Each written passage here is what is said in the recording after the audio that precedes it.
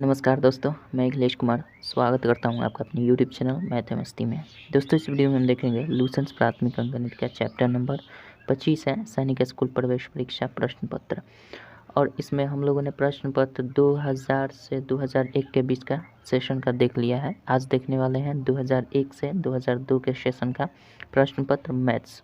ठीक है, तो चलिए शुरू करते हैं। और हाँ, अगर विद्यासागर अंकगणित का पूरा सोल्यूशन देखना चाहते हैं तो आप प्लेलिस्ट में जाइए। 92 वीडियो का एक प्लेलिस्ट होगा, नाम लिखा होगा ऑल विद्यासागर अंकगणित फुल सोल्यूशन, तो आप वहां से विद्यासागर अंकगणित का पूरा सोल्यूशन देख सकते हैं।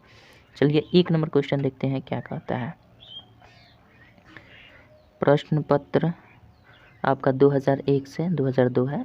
आपका बुक पेज बता दें, 424 नंबर बुक का पेज है लूसेंट्स प्राथमिक अंकगणित का, देख सकते हैं। चलिए 1 नंबर क्वेश्चन जो दिया गया है, कह रहा है इतना में से क्या घटाया जाए कि मान इतना रह जाए। यानी इतना में से क्या घटाया जाए, तो सिंपल सी बात है भैया, ये कोई बड़ी संख्या है तभी तो इसमें से घटाने की बात हो रही है। तो 3 3 3 1 0, इसमें से क्या घटाया जाए कि शेष इतना रह जाए, 23,933 23,933 रह जाए। सिंपल इसको घटा देंगे, ठीक है।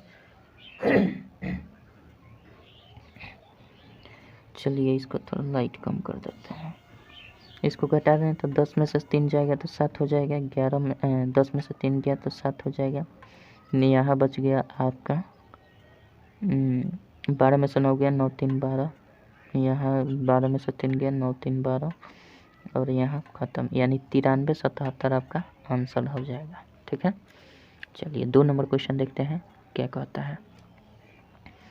यहीं पे देख लेते हैं 2 नंबर क्वेश्चन दिया गया है 0.02 का वर्ग मालूम करिए। तो 0.02 का वर्ग क्या हो जाएगा, सिंपल इसका स्क्वायर पूछ रहा है। तो स्क्वायर करेंगे तो पहले 2 का स्क्वायर कर देंगे, 4 हो जाएगा। यहाँ 2 अंक है, 2 बार गुना करेंगे तो 4 अंक के बाद दशमलव पड़ेगा। तो 1 अंक तो पहले से है, 3 अंकों की कमी हो रही है, तो यहाँ पे हम कर देंगे और दशमलव दे देंगे। तो 2 2 4 अंक के बाद दाहिने से दशमलव पड़ गया, ठीक है। आशा करता हूँ समझ गए होंगे। चलिए बात करते हैं 3 नंबर क्वेश्चन की, क्या कहता है। 3 नंबर क्वेश्चन दिया गया है 4.5% को निम्नतम खंड के रूप में लिखना है। 4.5% है, तो हम इसके बदले में 45/10 भी लिख सकते हैं। 45/10 या प्रतिशत के बदले में 100 से भाग करेंगे। हम निम्नतम भिन्न के रूप में लिख देना है, तो कटा देंगे 5 9 45, 5 दूने 10, यानी 9/200 आपका निम्नतम भिन्न हो जाएगा। रिपीटेड क्वेश्चन है सब। चलिए 4 नंबर क्वेश्चन देखते हैं, यहीं पे देख लेते हैं। 4 नंबर क्वेश्चन दिया गया है, निम्नलिखित में कौन सा सही और गलत है उसके आगे लिख कर बताना है। स लिखना है, ग लिखना है, ठीक है। गलत के लिए ग, सही के लिए स लिख देना है। बोल रहा है 1 नंबर, वृत्त की परिधि के किसी 2 बिंदुओं को मिलाने वाली रेखा वृत्त का व्यास होती है। मान लेते हैं कोई 1 नंबर क्वेश्चन है 4 का, कोई वृत्त है, कह रहा है कि परिधि के किसी भी 2 बिंदु को मिला दीजिएगा तो बनने वाली जो रेखा होगी वो व्यास कहलाएगी, ठीक है। ये गलत बात है, व्यास कहाँ से, ये तो जीवा कहला गई। हाँ, ये हो सकता है कि इस परिधि और इस परिधि के बिंदु को मिलाएंगे तो ये व्यास बन सकती है, तो ये बन भी सकती है, नहीं भी बन सकती है, ठीक है। तो ये इसको हम गलत ही मानेंगे, क्योंकि ये हमेशा के लिए सत्य नहीं है। ये सत्य हो भी सकता है, नहीं भी हो सकता है। जब केंद्र से होकर गुजार देंगे तो ये हमारा क्या हो जाएगा, व्यास बन जाएगा। लेकिन जैसे ही परिधि के 2 बिंदु, किसी भी 2 बिंदु को मिलाएंगे तो ये जीवा बन सकता है, लेकिन व्यास परिधि नहीं, व्यास नहीं बन पाएगा, ठीक है। तो ये कथन आपका गलत है, ग लिख सकते हैं, कोई दिक्कत नहीं है। चलिए 2 नंबर क्वेश्चन दिया गया है, इसी में 2 नंबर क्वेश्चन आपका दिया गया है, त्रिज्या की लंबाई वृत्त के व्यास के दुगने के बराबर होती है। किसी भी वृत्त के त्रिज्या की जो लंबाई होती है व्यास के दुगने के बराबर नहीं भैया, व्यास के दुगने के बराबर नहीं होती है, व्यास के आधी होती है। ये त्रिज्या जो होती है यहाँ से यहाँ तक, ये पूरे व्यास की आधी होती है, दुगनी नहीं होती है। तो ये भी गलत कथन है, ठीक है। तो दोनों इसमें गलत कथन है। आशा करता हूँ समझ गए होंगे। 5 नंबर देखते हैं क्वेश्चन क्या कहता है। चलिए मिटा देते हैं इसको, फिर देखते हैं।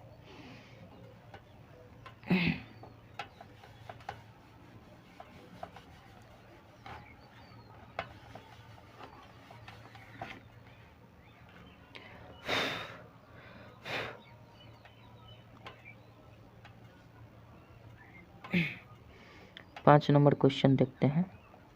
5 नंबर में भी एक नंबर दिया गया है, 1, 9, 25, 49। ये भी रिपीटेड क्वेश्चन है। आगे बोल रहा है कि भर देना है, ठीक है।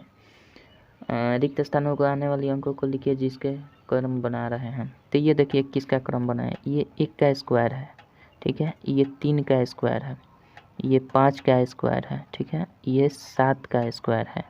तो आगे जाहिर सी बात है 1 2 3, 3 2 5, 5 2 7, 7 2 9 का स्क्वायर कर देंगे, तो 9 का स्क्वायर 81, ठीक है। ये रिपीटेड हर चैप्टर में आपको ये देखने को मिल गया होगा। 2 नंबर क्वेश्चन इसी में दिया गया है, 2 है, ये भी रिपीटेड है, 2, 5, 10, 17 है। तो आगे भर देने के लिए बोल रहा है। तो सिंपल क्या करेंगे, ये देखिए इसमें कितना जोड़ा गया है, +3, इसमें कितना जोड़ा गया, +5, इसमें कितना जोड़ा गया है, +7। तो आगे क्या जोड़ा जाएगा, देखिए 3 2 5 2 7, तो आगे 9 जोड़ा जाएगा। तो 17 आ 9, 9 7 16, यानी 26 आपका आंसर हो जाएगा। कोई दिक्कत नहीं है। चलिए 6 नंबर क्वेश्चन देखते हैं क्या कहता है।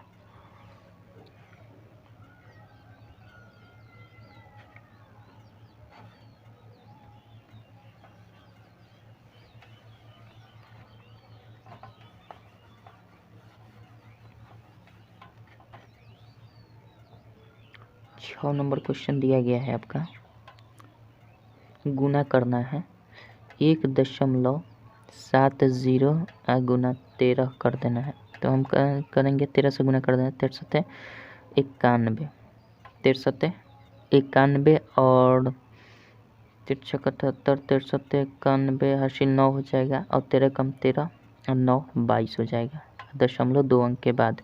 और इस पर एक 0 बैठा देंगे और 0.2 अंक के बाद दे देंगे, यानी 22.1 या फिर 22.1 भी कह सकते हैं, ठीक है। चलिए 7 नंबर देखते हैं क्या कहता है। 7 नंबर दिया है 77 भागा 1.1 बराबर क्या होगा। तो सिंपल 77 बटा हम पूरा 11 लिख देते हैं, दशमलव हटाने के बदले ऊपर 10 से गुना कर देते हैं, 11 7 77, ये आ जाएगा 70 आपका भागफल। कोई दिक्कत नहीं है। 8 नंबर क्वेश्चन देखते हैं क्या कहता है। 8 नंबर दिया है सरल करना है, 5 + 7 - 9.0 + 2.3। तो पहले हम सबको जोड़ लेते हैं, जोड़ने वाला है। तो ये देखिए ये है 7 5 12 हो जाएगा, अब 12 2 14, 14.3 हो जाएगा, इसमें से घटा देना है 9। तो सिंपल 9 घटाएंगे, 9.0 का मतलब 9 घटाएंगे, तो 14 में से 9 गया तो 9 5 14, यानी 5.3 आपका आंसर हो जाएगा, ठीक है।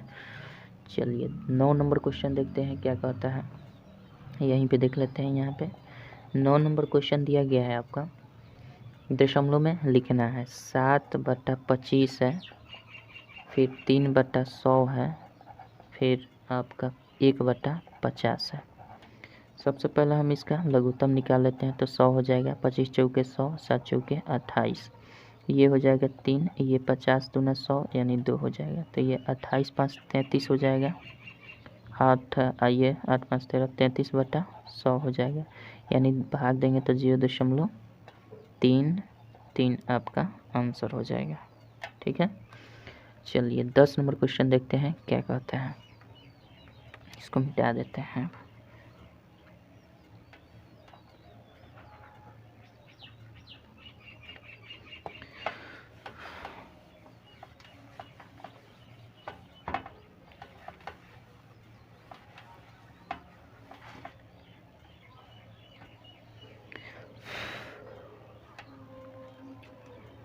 दस नंबर क्वेश्चन देखिए दिया गया है, यदि विक्रय मूल्य 59 रुपये, क्रय मूल्य 50 रुपये है, तो प्रतिशत लाभ क्या होगा। तो सिंपल वाला लाभ कितना हो रहा है, खरीदा गया है 50 रुपये में और बेचा गया है कितना में, 59 रुपये में। तो 59 में से हम 50 घटा देंगे तो 9 रुपये का लाभ हो गया, ठीक है, 9 रुपये का लाभ हो गया। तो इसका पूछ रहा है कि प्रतिशत लाभ क्या होगा। तो प्रतिशत लाभ बराबर हम जानते हैं लाभ जितना होता है, और ये क्रय मूल्य पर निकलता है, क्रय मूल्य 50 रुपया है और गुना 100 कर देते हैं, प्रतिशत निकालेंगे तो 50 दूना 100, 9 दूना 18% का लाभ हुआ है, ठीक है। चलिए 11 नंबर क्वेश्चन देखते हैं क्या कहता है। यहीं पे देख लेते हैं। 11 नंबर क्वेश्चन दिया गया है आपका, यदि विक्रय एक बड़े नगर में 51 जमीन के टुकड़े इतना रुपए में बेचे गए, ऐसे एक टुकड़े का मूल्य क्या होगा। तो 51 टुकड़े का मूल्य इतना है, तो सिंपल इसमें भाग कर देना है 260 और 10000। अब बटा सिंपल कर दीजिए, 51 से भाग कर दीजिए। ठीक है, तो हम इसको कर सकते हैं 17 तियाँ 51 हो जाएगा। ठीक है, 51 से डायरेक्ट हम कर रहे हैं, तो 51 से भाग लगा देना है। ठीक है, तो 51 से इधर भाग लगा देते हैं 260 और 10000 भाग लगा देना है, चूँकि लगाना तो पड़ेगा ही। तो 51 से करेंगे तो ये 5 पचे 25, 5 बार में ये जा सकता है, तो ये हो जाएगा 5 और 5 पचे 25, ये हो जाएगा 5 और ये ख़त्म, ये बचेगा 51, एक बार में जाएगा 51, ख़त्म हो जाएगा, 3 0 उतर जाएगा, यानी 51,000 बार में ये कट जाएगा। ठीक है, तो एक ज़मीन के टुकड़े का 51,000 रुपया दाम हो जाएगा। ठीक है, चलिए 12 नंबर क्वेश्चन देख लेते हैं। 12 नंबर क्वेश्चन देखते हैं।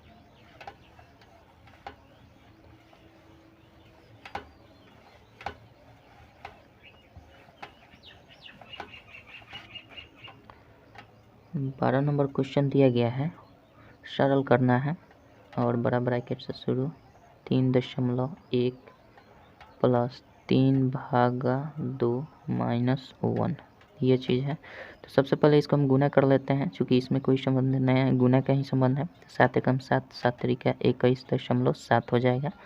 अब प्लस 3/2, यानी 3/2 का है तो 1.5, अब माइनस 1 कर लेते हैं। ठीक है, अब जोड़ लेते हैं इसको, तो 7 5 12 हो जाएगा, 1 1 2, 1 3 हो जाएगा और ये 2, यानी 23.2 हो जाएगा। इनको जोड़ेंगे, इसमें से 1 घटा लेना है, तो ये 22.2 आपका आंसर हो जाएगा। ठीक है, यानी 12 का 22.2 आंसर सही हो जाएगा। 13 नंबर क्वेश्चन देखते हैं क्या कहता है। 13 नंबर देखिए, 13 नंबर क्वेश्चन दिया गया है, एक समानांतर चतुर्भुज ABCD है, तो कोण डी ज्ञात कर देना है। तो कोण डी ज्ञात करना है, फिगर आपका कुछ इस प्रकार से है, वैसे आपको फिगर यहाँ दिख रहा है, हम भी बना ले रहे हैं। ये है 60 डिग्री का एंगल, यहाँ पे 120 डिग्री एंगल है, ये है हमारा डी है, ये सी है, ये बी है और ये ए है। ठीक है, अब हम करेंगे क्या, इसमें बोला है कोण डी का वैल्यू निकाल देना है, इसका वैल्यू निकाल देना है। तो जाहिर सी बात है इसका वैल्यू कितना हो जाएगा, समानांतर चतुर्भुज में आमने सामने के कोण भी बराबर हो जाएंगे, या फिर आप जानते हैं समानांतर चतुर्भुज में आसन भुजाओं का योग 180 डिग्री होता है। ठीक है, तो आसन भुजा यानी इस कोण और इस कोण का मान कितना होता है 180 डिग्री, इन दोनों का योग। तो सिंपल सी बात है, डी का मान कैसे निकलेगा, 180 डिग्री घटाओ 120 डिग्री कर देंगे तो ये निकल जाएगा कितना 60 डिग्री आंसर हो जाएगा। यह समानांतर चतुर्भुज आमने सामने का ये जो सम्मुख कोण होते हैं ये बराबर होते हैं, तो ये डायरेक्टली 60 डिग्री भी कह सकते थे। ठीक है, चलिए आशा करता हूँ समझ गए होंगे। 13 नंबर क्वेश्चन देखते हैं, 13 हो गया, 14 नंबर क्वेश्चन देखते हैं क्या कहता है।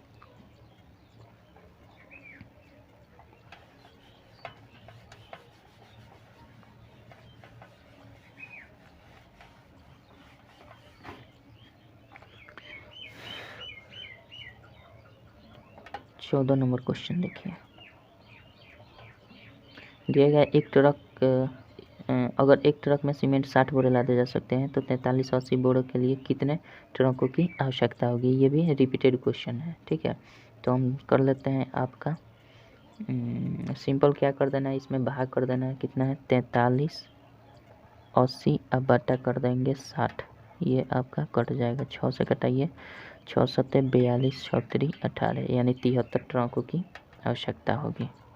ठीक है, 15 नंबर क्वेश्चन देखते हैं। 15 का ए नंबर दिया है क्वेश्चन, योगफल ज्ञात करना है और कितना है 119.05, इसको उदग रूप में हम कर लेते हैं 21.8, ताकि कन्फ्यूज़न ना हो।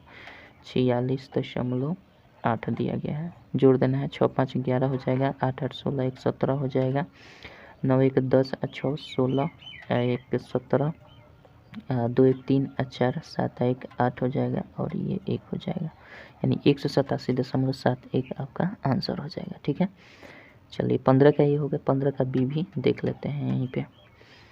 15 का बी दिया गया है, गुना करना है 0.0054 गुना 1.2। 12 से करते हैं, 12 चौके 48, हासिल 4, 12 पचे 60, 4 64 हो जाएगा। इस पर दशमलव हमें दे देना है 1 और 4, 5 अंकों के बाद दशमलव दे देना है, तो 3 अंक हो गया है 4 5, ये आपका गुणनफल हो जाएगा। ठीक है, चलिए 15 का ए हो गया, 15 का बी हो गया। 16 नंबर देखते हैं क्वेश्चन क्या कहता है।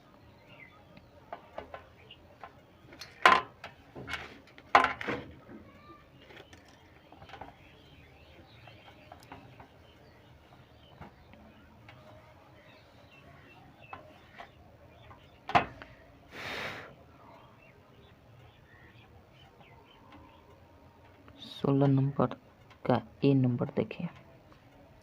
16 का ये दिया गया है, एक रिबन के 4 टुकड़ों की माप इतना है तथा इतना है, रिबन्स की औसत लंबाई है, तो सबको हमें जोड़ देना है। 35 प्लस 40 प्लस 65 प्लस 80 सेंटीमीटर में है, सबका औसत पूछ रहा है, तो ये 4 संख्या है, तो 4 से भाग कर देंगे, औसत निकल जाएगा। तो इसको जोड़ लेते हैं। 0 5 5 5 10 का 0 हासिल 1 8 1 9 6 15 4 19 19 3 22 220 बटा 4 हो जाएगा, 4 से कट जाएगा, 4 पचे 20 4 पचे 20 यानी 55 इसका क्या हो जाएगा, औसत हो जाएगा। ठीक है, बी नंबर क्वेश्चन देखते हैं। 16 का बी नंबर क्वेश्चन देखिए। 16 का बी नंबर दिया गया है आपका, एक इतना का औसत 3 है, तो x का मान ज्ञात है, तो सबको जोड़ लेते हैं। 1 plus 2 plus x plus 4 plus 5 बराबर कर देंगे, सबका औसत 3 दिया गया है, तो 3 गुना कितना संख्या है, 1 2 3 4 5 संख्या है, तो 5 से इधर गुना कर देंगे।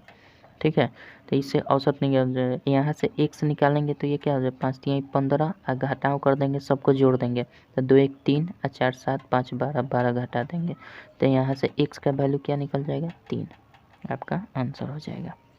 ठीक है, थोड़ा लाइट कम कर देते हैं। चलिए, आशा करता हूँ समझ गए होंगे। अब बात करते हैं आपका 17 नंबर क्वेश्चन, देखते हैं क्या कहता है।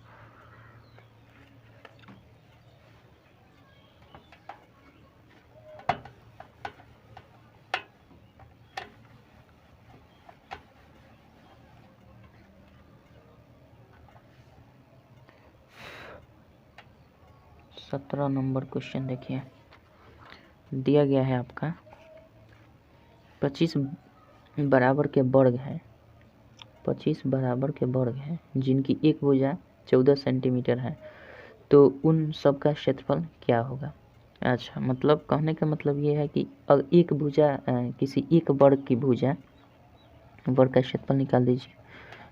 जब किसी एक वर्ग की भुजा दे दी गई है 14 सेंटीमीटर, तो जाहिर सी बात है इसका क्षेत्रफल कितना हो जाएगा, इसी एक वर्ग का क्षेत्रफल 14 का स्क्वायर हो जाएगा, यानी 196 सेंटीमीटर है, सेंटीमीटर स्क्वायर हो जाएगा। तो इसी प्रकार से सेम इसी लंबाई के, इसी माप के जो 25 वर्ग है, तो उसका क्षेत्रफल क्या हो जाएगा, तो एक का क्षेत्रफल इतना, इसलिए 25 का क्षेत्रफल कितना, 25 का क्षेत्रफल आपका 196 गुना 25 कर देंगे, हो गया।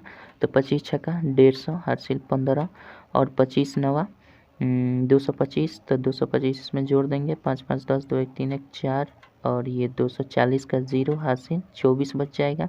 25 से कम 25 और 24, 24 दूना 48 1 49, यानी 4900 हमारा क्या हो जाएगा, सेंटीमीटर स्क्वायर, इसका टोटल 25 का क्षेत्रफल हो जाएगा। कोई दिक्कत नहीं है। चलिए 18 नंबर क्वेश्चन देखते हैं क्या कहता है। यहीं पे देखते हैं 18 नंबर क्वेश्चन दिया गया है आपका, राम ने 1500 रुपये अपने मित्र से 8% दर से सालाना ब्याज दर उधार लिए, उसने पूरा पैसा 10 माह पश्चात वापस कर दिया, बताइए उसने कितना पैसा वापस किया। तो ये 1500 का हम सिंपल पहले ब्याज निकालेंगे। 1500 का कितना, 1500 का 8% के दर से 10 महीने का, तो 10 माह है, तो इसको वर्ष में चेंज करने के लिए 12 से भाग कर देते हैं, ब्याज निकालने के लिए 100 से नीचे भाग करते हैं, तो इससे ये ख़त्म हो जाएगा। 4 तिहाई 12, 4 दूना का 8, 3 पचे 15, 5 दूना 10, यानी 100 रुपये हमारा क्या होगा, 100 रुपये इसका ब्याज हो गया। तो बोल रहा है कि बताइए उसने कितना पैसा वापस किया, तो ब्याज सहित वापस करना पड़ेगा, यानी 1500 प्लस 100 यानी 1600 रुपये वापस किया होगा। कोई दिक्कत नहीं है। चलिए बात करते हैं 19 नंबर क्वेश्चन क्या कहता है, मिटा देते हैं। 19 नंबर क्वेश्चन देखिए,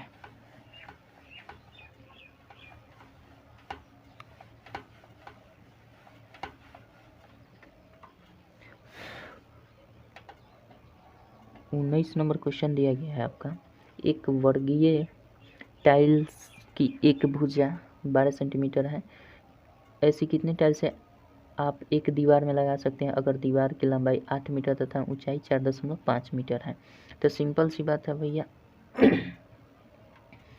दीवार का पहले क्षेत्रफल निकाल लेते हैं, तो 8 गुने 4.5, ये मीटर, ये भी मीटर में, ये भी मीटर, इसको हम कर देते हैं सेंटीमीटर में, तो 100 से इसके लिए 100 से, और फिर इसको सेंटीमीटर में चेंज करने के लिए 100 से गुना कर देते हैं, और इसमें भाग कर देते हैं वर्ग की एक भुजा का क्षेत्रफल निकाल देते हैं। वर्ग की भुजा कितने हैं, सेंटीमीटर में है, तो 12 गुना 12 कर देते हैं, वर्ग की भुजा बड़ा भुजा वर्ग का क्षेत्रफल भुजा स्क्वायर, तो 2 बार गुना कर देंगे, कम हो जाएगा। अब हम इसको कटा देंगे, तो ये 4 से कट जाएगा, 4 3 12, 4 दूना 8, 2 से कटा देंगे 6 हो जाएगा। अच्छा, यहाँ से हम कर लेते हैं 3 से कटा दें तो 15 3 45, यानी 1.5 हो जाएगा, 3 दूना 6 हो जाएगा, 3 पचे 15 हो जाएगा, ठीक है। अच्छा, इस 2 से हम कटा देंगे, इसको 50 हो जाएगा, ये हम गुना कर देते हैं तो 5 पचे 25 हो जाएगा, 5 पचे 25, इस पर 1 0 और 2 0 यहाँ पे 0.1 अंक के बाद दे देना है यहाँ पे, तो टोटल हमारा क्या हुआ 2500 टाइल्सों की संख्या हो जाएगी, ठीक है। चलिए 20 नंबर क्वेश्चन देखते हैं क्या कहता है, यहीं पे देख लीजिए। 20 नंबर क्वेश्चन दिया है, एक साबुन की टिकिया 7 सेंटीमीटर लंबी, 5 सेंटीमीटर चौड़ी तथा 2 सेंटीमीटर ऊंची है, ऐसे कितनी टिकिया एक कार्डबोर्ड के बने बक्से में रखी जा सकती है अगर उसका परिमाप 56 40 25 है। तो सिंपल जो कार्डबोर्ड है, जो बक्सा है, उसका हम आयतन निकाल लेते हैं, तो 56 कर लेते हैं, 40 कर लेते हैं और 25, जो कि घनाभाकार होगा, लंबाई गुना चौड़ाई गुना ऊंचाई कर देते हैं, और साबुन की लंबाई गुना चौड़ाई गुना ऊंचाई कर देते हैं, 5 गुना 2.5, सब सेंटीमीटर में है, तो इसमें चेंजिंग करने की कोई ज़रूरत नहीं है। अब हम इसको काट देंगे, 7 8 56 हो जाएगा, 5 8 40 हो जाएगा, और ये 25 से काटेंगे तो ये आपका 10 बार में कट जाएगा, 2.5 से 25 काटेंगे तो ये 10 बार में कट जाएगा, गुना कर देंगे, 8 8 64, 1 0 640 टिकियाँ आटेंगी, ठीक है। आशा करता हूँ समझ गए होंगे। 21 नंबर क्वेश्चन देखते हैं क्या कहता है। अरे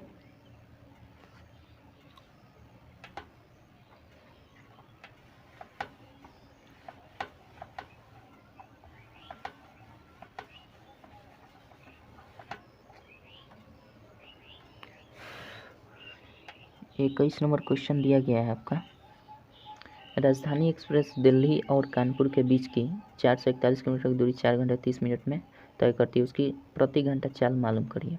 तो सिंपल दूरी अब बटा समय कर देते हैं, तो ये चाल निकल जाता है, यानी चाल बराबर क्या होता है, दूरी बटा समय। तो दूरी हमारा टोटल दे दिया गया है 441 किलोमीटर में है, और किलोमीटर प्रति घंटा में ही समय ये चाल निकालना है, तो 4 घंटा समय है और फिर आपका 30 मिनट है, 4 घंटा 30 मिनट, तो इसको हम घंटा में टोटल चेंज कर लेते हैं, तो 441 अब बटा ये घंटा में होगा 4 + 1 बटा 2 घंटा, 30 मिनट का मतलब आधा घंटा, तो ये हो जाएगा 441 अब बटा 4 दूना 8 1 9 बटा 2 हो जाएगा, इसको पलट देंगे 441, 9 बटा 2 को हम लिख सकते हैं 2 बटा 9, कोई दिक्कत नहीं है, 9 से इसको काट देंगे, तो 9 चौके 36, 9 चौके 36 और 4 40, 8 81, 9 9 81, 49 दूना 98, km/h इसकी स्पीड हो जाएगी। कोई दिक्कत नहीं है। चलिए 22 नंबर क्वेश्चन देखते हैं क्या कहता है। यहीं पे देख लेते हैं 22 नंबर क्वेश्चन क्या दिया है। 22 नंबर का एक घनाभ का आयतन ज्ञात करें जिसका परिमाप 1 मीटर गुना 15 सेंटीमीटर गुना 25 सेंटीमीटर है। तो सिंपल हम इसको सबको गुना कर देंगे, हमारा आंसर आ जाएगा। तो देखिए सिंपल सी बात है, कितना 1 मीटर दिया गया है, गुना 15 सेंटीमीटर दिया गया है, फिर गुना 25 सेंटीमीटर दिया गया। तो हम एक काम कर लेते हैं, 1 मीटर को 100 सेंटीमीटर भी कर सकते हैं ताकि सारा यूनिट सेम हो जाए। 15 सेंटीमीटर गुना 25 सेंटीमीटर, कोई दिक्कत नहीं है, सबको गुना करना है। तो 25 पचे 125 का 5 हासिल 12 और 25 गो और 12 गो कितना हो जाएगा 7 और 2 1 3 375 हो जाएगा। इस पर डबल जीरो बैठा देंगे, ये हमारा सेंटीमीटर क्यूब आ जाएगा क्या, आयतन। ठीक है, चलिए 23 नंबर क्वेश्चन देखते हैं क्या कहता है।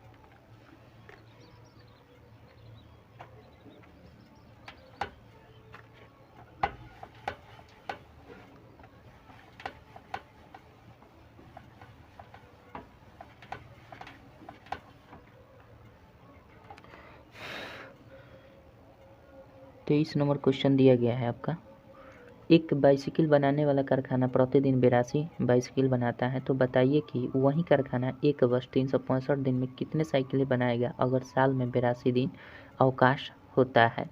तो सिंपल हम क्या कर देंगे, एक दिन में 82 बनाता है तो पहले देख लेते हैं कि कितना दिन वो बना रहा है। तो 365 दिन काम होता है जिसमें 82 दिन वो छुट्टी पर रहता है, 82 दिन बंद रहता है काम। ठीक है, तो घटा लेंगे कितना दिन काम हो रहा है, 5 में से 2 जाएगा 3, 16 में से 8 गया 8, 283 दिन काम हो रहा है। तो सिंपल सी बात है, एक दिन में कितना बना रहा है, एक दिन में 82 साइकिल बना रहा है, तो जाहिर सी बात है टोटल 283 दिन में कितना बनाएगा। तो ये 82 गुना 283 हम कर देंगे, जो भी गुणनफल आएगा आपका उत्तर हो जाएगा। करते हैं 283 में 82 से गुना कर लेते हैं। तो 3 दूना के 6, 8 दूना 16, 2 दूना 4 1 566, 8 तरीके 24, 8 64, 2 66, 8 दूना 16, 6 6 6 12 22, 6 6 4 10, 6 5 11 1 12, 2 1 3 23, 206 साइकिलें बन पाएगी। ठीक है, 23 206 साइकिलें बना पाएगा 283 दिन में। ठीक है, आशा करता हूँ समझ गए होंगे, केवल गुणनफल इसको कर देना था। चलिए 24 नंबर क्वेश्चन देखते हैं क्या कहता है।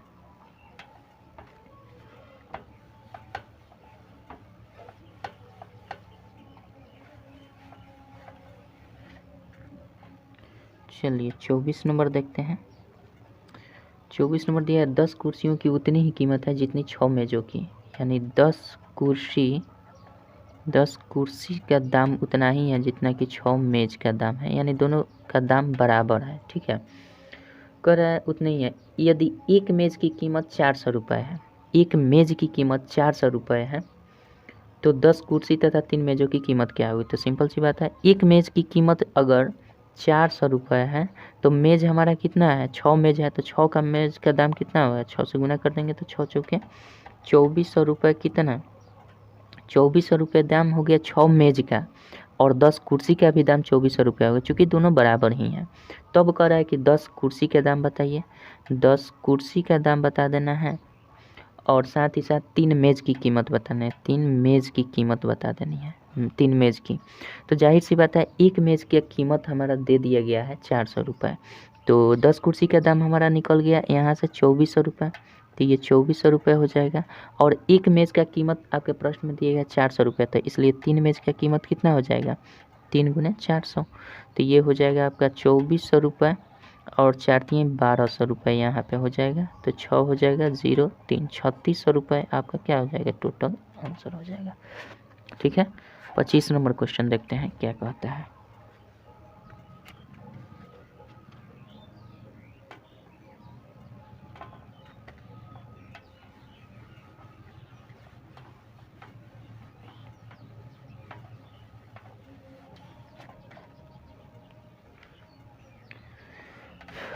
पच्चीस नंबर देखिए,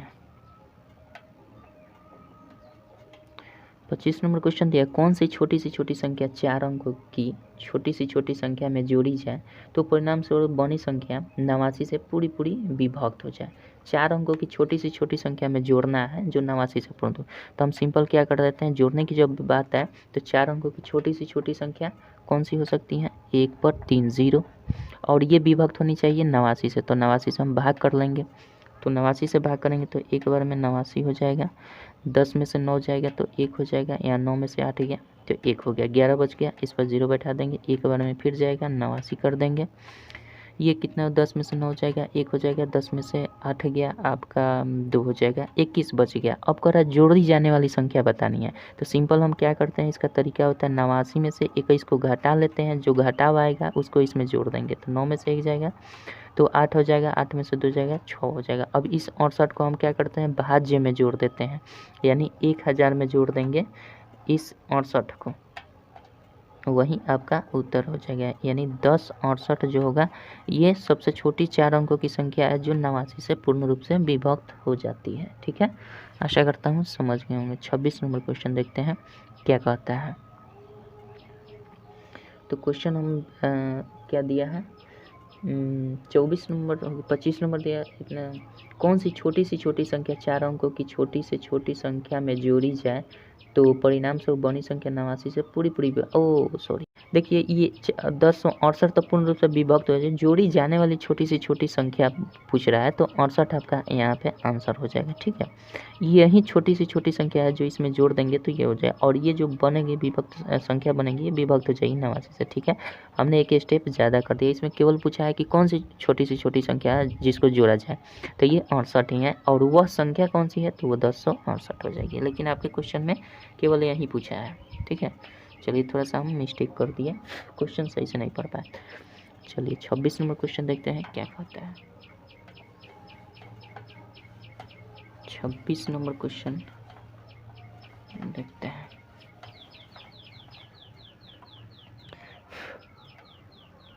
छब्बीस नंबर क्वेश्चन दिया गया है आपका, 4 अंकों से बनी बड़ी संख्या है जो 88 से पूर्णतः विभक्त हो जाती है, तो 4 अंकों की जो बड़ी संख्या क्या होगी, तो सबसे बड़ी 4 अंकों की संख्या यही होती है, जो कितने से विभक्त होने की बात कर रहा है, 88 से, तो 88 से हम पहले भाग कर लेते हैं, उसके बाद देखते हैं।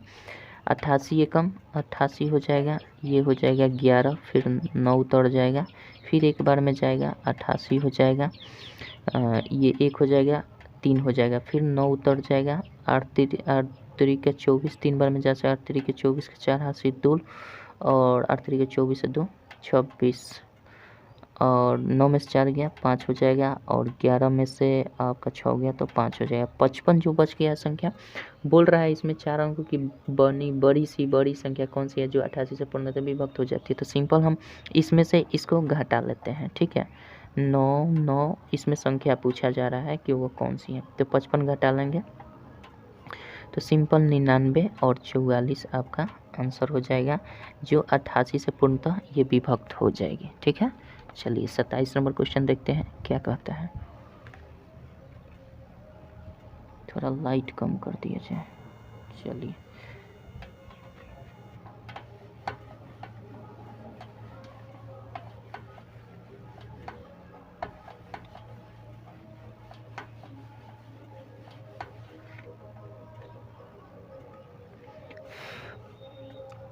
26 हो गया, 27 नंबर क्वेश्चन देखिए क्या कहता है।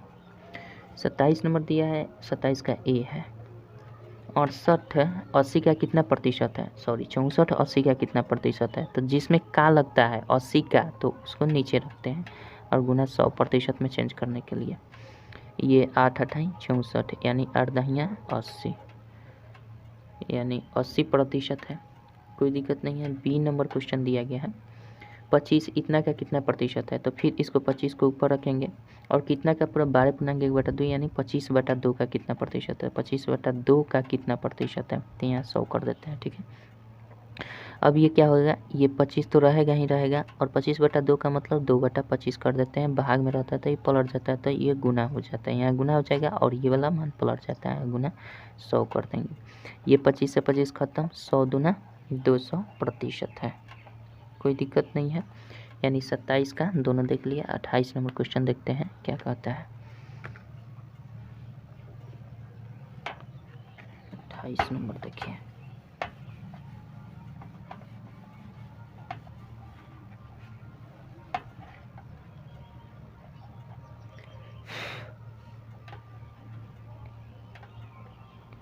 अट्ठाईस नंबर क्वेश्चन दिया है, मोहन को 250 में से 120 अंक प्राप्त हैं तथा नीता को 280 में से 140 अंक मिलते हैं, तो बताएं किसके अंक ज़्यादा है। तो इसको हम प्रतिशत के हिसाब से तुलना करेंगे। तो सबसे पहले हमें 120 अंक मिला है किसको, 120 अंक मोहन को मिला है, तो मोहन का प्रतिशत पहले निकाल लेंगे। तो मोहन को 120 अंक कितना में मिला है, 250 में मिला है, और इसका प्रतिशत कितना होगा ये निकाल लेते हैं। तो इससे ही कट जाएगा, 25 चौके 100, 12 चौके 48% मोहन का हो रहा है। और किस्म का है, नीता का है। तो नीता का कितना मिला है, कितना में, नीता को मिला है 280 में 140, तो 140 मिला है कितना में, 280 में। तो प्रतिशत में हम चेंज कर देते हैं, तो 14 दूना 28 हो जाएगा, 2 से घटाएंगे 50 हो जाएगा, यानी 50% नीता को मिला है। तो किसका अधिक है यही पूछ रहा है। तो भैया सिंपल सी बात है, यहाँ 48%, यहाँ 50%, नीता का अधिक है। ठीक है, चलिए आई होप समझ रहे होंगे। 29 नंबर क्वेश्चन देखते हैं क्या कहता है।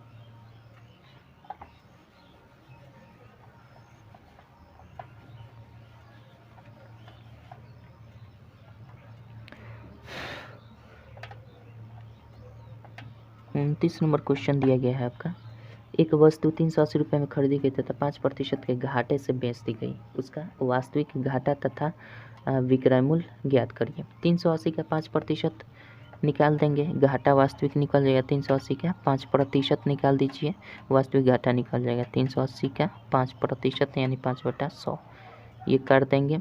इसको 5 दूना 10 हो जाएगा, 2 से घटाएंगे 19 दूना 38, 19 रुपये का वास्तविक घाटा हुआ है, 19 रुपये का वास्तविक घाटा हुआ है। ठीक है, और कर रहा है कि तथा विक्रय मूल्य ज्ञात कर देना है। तो विक्रय मूल्य भैया सिंपल सी बात है, 380 रुपये में खरीदा है तो विक्रय मूल्य क्या होता है, घाटा हुआ है, तो विक्रय मूल्य बराबर क्रय मूल्य यानी 380 रुपया, और 5% घाटा हुआ है तो 100 में से 5 घटा देंगे तो 95 हो जाएगा, अब बटा 100 कर देते हैं, इससे ये कट जाएगा। और ये हमारा कर देंगे 5 से, 5 दूना 10, 19 पचे 95, 2 से घटा देंगे 19 का स्क्वायर करेंगे तो 361 रुपये का वो क्या हुआ था, खरीदारी हुआ था, सॉरी बेचाया था। 361 रुपये में विक्रय हुआ था और 380 रुपये में खरीदा गया था, इसलिए 5% की उससे हानि हुई थी। आशा करता हूँ समझ गए होंगे। 30 नंबर क्वेश्चन देखते हैं क्या कहता है। 30 नंबर देखिए,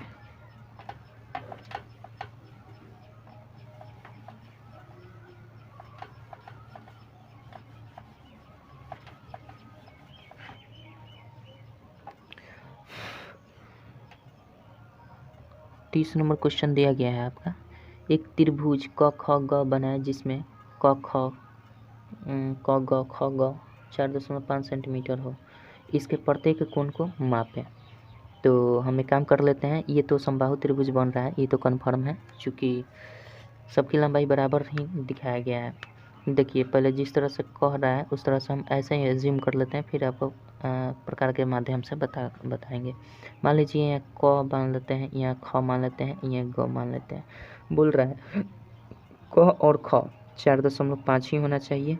फिर बोला है क और ग ये भी 4.5 ही होना चाहिए। फिर बोला है ख और ग ये भी 4.5 ही होना चाहिए, सब बराबर है। इसके प्रत्येक कोण को माप कर लिखना है। तो भैया समबाहु त्रिभुज बनेगा तो 60 डिग्री का कोण होगा ही होगा। ठीक है, इसमें कंफर्म है। चलिए बनाते हैं इसको हम प्रकार के माध्यम से। चांद तो नहीं रखे हुए हैं अभी फिलहाल, ताकि कोण मापा जा सके, लेकिन ये 60 डिग्री का एंगल होगा चूँकि समबाहु त्रिभुज बनेगा। चलिए देख लेते हैं इसको हम।